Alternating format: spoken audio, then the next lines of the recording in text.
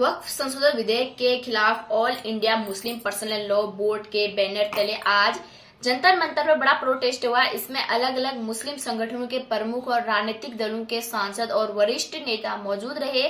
क्या है वक्फ बोर्ड कानून, क्या इसमें बदलाव सरकार करना चाहती है, सब कुछ आपको अपनी इस रिपोर्ट में हम आपको बताएंगे, तो बने रहे हमारे वीडियो में आखिरी तक।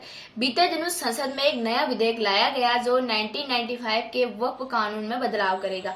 सरकार का मानना है कि इसका मकसद वक्फ बोर्ड के कामकाज में पारदर्शिता लाने के साथ महिलाओं को इन बोर्ड में शामिल करना है। सरकार के अनुसार मुस्लिम समुदाय के भीतर से उठ रही मांगों को देखते हुए यह कदम उठाया जा रहा है। इस विधेयक का उद्देश्य मौजूदा वक्फ अधिनियम के कई खंडों को रद्द करना है। ये रद्दीकरण मुख्य रूप से वक्फ बोर्डों के मनमाने अधिकार को कम करने के उद्देश्य से है, जो वर्तमान में उन्हें अनिवार्य सत्यापन के बिना किसी भी संपत्ति को वक्फ संपत्ति के रूप में दावा करने की अनुमति देता है। अब आपको बताते हैं कि वक्फ बोर्ड कानून है क्या। भारत में वक्फ की अवधारणा दिल्ली सल्तनत समय से चली आ रही है। इसका एक उदाहरण मैं आपको बताऊंगी। सुल्तान मुइजुद्दीन सैम गौर की ओर से मुल्तान की जामा मस्जिद को एक गांव समर्पित कर दिया गया था। साल 1923 में अंग्रेजों के शासनकाल के दौरान मुसलमान वक्फ अधिनियम इसे विनियमित करने का पहला प्रयास था। साल 1954 में स्वतंत्र भारत में वक्फ अधिनियम पहली बार संसद की ओर से पारित किया गया था।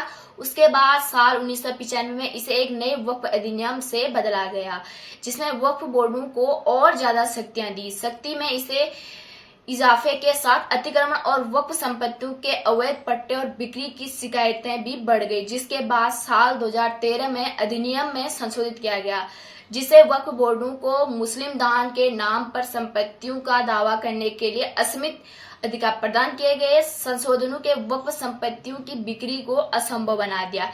एक जानकारी और आपको बता देते हैं, रेलवे और रक्षा विभाग के बाद वक्फ बोर्ड कथित तौर पर भारत में तीसरा सबसे बड़ा भूमि धारक है।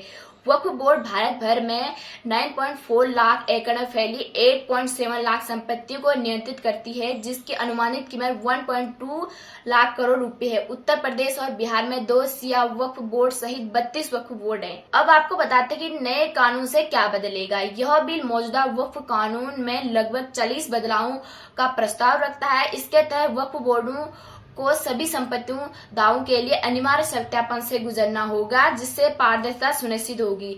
इसका उद्देश्य वक्फ बोर्डों की संरचना और कामकाज को बदलने के लिए धारा 9 और 14 में संशोधित करना है, जिसमें महिलाओं के लिए प्रतिनिधित्व को शामिल किया गया है।